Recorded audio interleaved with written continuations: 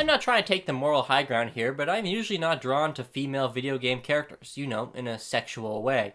And I understand that I'm the target demographic, and most of them are designed with the needs of my nether regions in mind. Like, I have this mental block where I know they're not real. They may look fantastic, and I can acknowledge that, but in the same way that I can acknowledge that a man is good looking. Having said that, there are a few that do get me kinda, hey. The first one is Regina from Dino Crisis, or rather parts 1 and 2. I'll never forgive Capcom for taking her out of the third one. And the second character is Rayne from the Bloodrayne series. As you can see, she also has red hair. I don't know. And growing up, I always wanted to play one of her games, or both of them. But the problem was, I was a little younger when they came out, in high school, and I felt embarrassed to go to the store and say, hey, I want that one, the one with the boobs on the front. You feel a little dirty buying a game like that, which isn't really fair, but that's just the way society works. But hey, I'm a little older now, and I have a credit card and access to eBay, so I'm like, hey, time to make a purchase and have it shipped to my house in a nice cardboard box so nobody can see what I have. Go into the basement, draw the curtains, and play a little Bloodrayne. Oh yeah.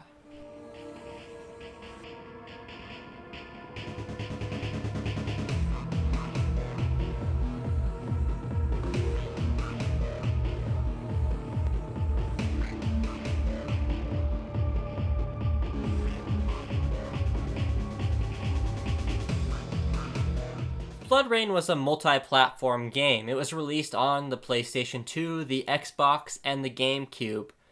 And when looking at that generation, I often gravitate towards the Xbox version. So I made sure I ordered Bloodrayne for Xbox. Booyah! Came in the mail and I was very happy. Stuck it in my Xbox and it didn't work. So I ordered another copy and it also didn't work. And I'm like, huh.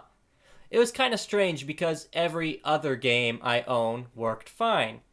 So I was messing with the discs a little bit, then boom, one starts running and it's the original one I ordered. I play through about 70% of the game and it stops working. It won't let me load my file and I'm screwed. So I'm like, well, I want to review this game and I want to beat it, so boom, GameCube version. And yes, the graphics are muddy and it just doesn't look quite as pretty, but it runs. Here's another thing. You could play this on the Wii. Awesome. But this one, well, you're not playing this on the 360. It won't let you. You could play Bloodrayne 2, which is cool, but not part 1. What's up with that? And I think the PlayStation 2 version's probably okay too. I don't know. I didn't play it. I mean, I already own 2 copies of the Xbox version and 1 of the GameCube, so I figured I had enough Bloodrayne. So, Rayne is what you call a Dhampir. She is half vampire and half human, so she's pretty badass. Basically, her mother was raped then killed by the vampire lord Kagan, so she kinda wants some revenge. When the game opens, Rayne's a little misguided, killing every vampire she sees. This attracts attention of the Brimstone Society. Yeah, it's a secret organization that finds supernatural threats and kills them. How cool is that? It's like the X-Files, but there's an army of molders and they wear cloaks. Anyway, the game's broken up into 3 acts.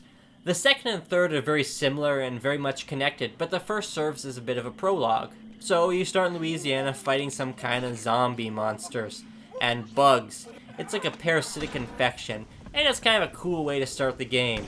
The zombies don't aim very good and they kind of shuffle about, so they're easy targets and you can get used to the combat mechanics. And that's where this game really shines. You might argue that it's a button masher, and it kind of is, but you have so many moves and different ways to kill people that it kind of makes up for the shallow gameplay. So let's lay it all out. First and foremost, Rayne has giant blades attached to her forearms, and she basically just runs around and chops the living shit out of Nazis. Like, she dismembers people like nobody's business. It's gory and awesome. The level of carnage is amazing. And you might think, hey, this is promoting violence, but you gotta remember, they're Nazis, so it's okay. Once you slash up enough bad guys, you can activate Blood Rage, which has 2 advantages. 1, the gameplay slows down. This means you can move with more precision. Also, you get a massive attack boost. Slashes that used to, like, cut bad guys, now tear them limb from limb. But hey, that's not all. Rayne also has this chain she can use to, like, grab guys and reel them in. Why would you want to reel them in? Well, if you're running low on health, you can suck on their blood.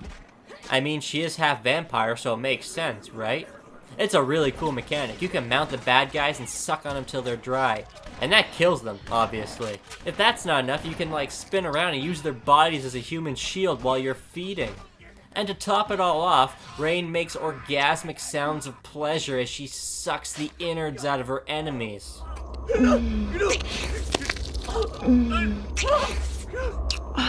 You can also use guns. Yeah, you can dual wield basically any gun in the game. You can run around and jump and flip and shoot. You can do everything all at once. And Rayne is nimble as hell. She runs fast, jumps high, and she walks on tight ropes better than squirrels walk on power lines. She can also jump through the air and dive forward with a spinning kick. Oh yeah. What, do you think that's all? No, there's more. You can also have different vision powers. Like, you can slow down the game into, like, bullet time, which makes combat easier. Or you can, like, look through walls and see your targets with X-ray vision. Frankly, you're overpowered, but that's kind of the appeal of the game. The bosses are capable of putting up a fight, but everyone else just falls to Rayne's sexy power of awesome. It helps that the controls are pretty responsive too. The only downside is they take some getting used to. The game offers you a bunch of different options, and actually it sounds misleading, but you should select the first person option. It doesn't make much sense to call it first person in a third person game, but when you play it you'll kind of understand. Do you remember when vampires used to be scary? I'm talking like the days of Nosferatu and Bela Lugosi as Dracula. You know, back when being a vampire was an actual curse. Think about it. Yes, you live forever, but it sucks. First of all, the garlic thing. I like garlic, so garlic bread's out. Then there's the whole sleeping in the coffin thing. I guess they gotta do it, right? But you'd be so claustrophobic. No reflection. What if you have a pimple? How are you gonna pop that thing? What if you're a girl and you want to wear some makeup? Gonna be pretty tough to put it on when you can't even see yourself. Or to be kind of like the Invisible Man, where you see the makeup floating over an invisible face. And how about being invited into somebody's house? Jeez, if you're a vampire, no one's gonna let you in. Now just compare that to vampires today. Now if you get bit, it's like, hey, 1, you live forever. 2, you're super strong, super fast. If you go in sunlight, you sparkle, and girls seem to dig that for some reason. So it's like, these things used to be scary, but now, like, it's almost better to be a vampire. So I don't get why vampire movies are still considered horror movies.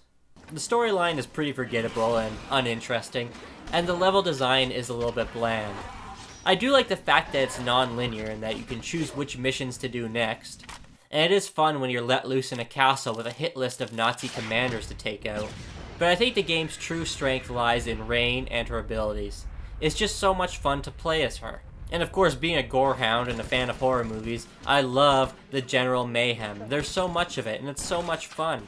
The game's a decent length. The first playthrough will probably take you about 6 hours, but once you know where to go, you can fly through it. So I guess it's good for replay to see how fast you can beat it. There aren't really any additional unlockables, so there's no real incentive to play again, but there are different difficulty levels, and like I said, it's just fun to do it better and better. The music's pretty cool, but forgettable, and the graphics, while better on the Xbox, aren't that great. Rayne looks good and moves well, but you can tell all the effort went into her character. Some of the Nazis look like they're straight out of an N64 game, and the environments are bland. But that's more the nature of the environments than the actual graphics. I mean, most of the game takes place in a castle, so it's dingy and gray, and there's not really much they could do about it. I feel a bit bad that I went into Bloodrayne for the wrong reasons. I just wanted a bit of quick TNA, and what I got was actually an extremely solid action game. I almost wonder if the fact that it's so overly sexualized and gory and stylish turns some players off. And that's a shame, because it really is a hidden gem. And other games with similar appeal, such as Tomb Raider, have flourished. So what's wrong with Bloodrayne? How come these games seem to trickle out while we have a new Tomb Raider every year? It's really a shame, but at least we have this game and 2 sequels, so there's enough Bloodrayne to keep you busy for a while. And you certainly should play it. I mean, definitely go out and buy it. It's dirt cheap, and trust me, it's well worth the money.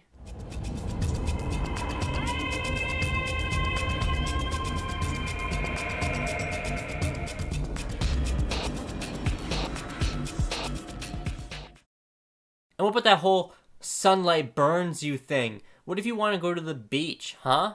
Yeah, you can go at night as long as you stay out of the water. But you know what? What's the point? There's not going to be a single hottie in a bikini at night. And if there is, she's probably out in the water getting eaten by jaws.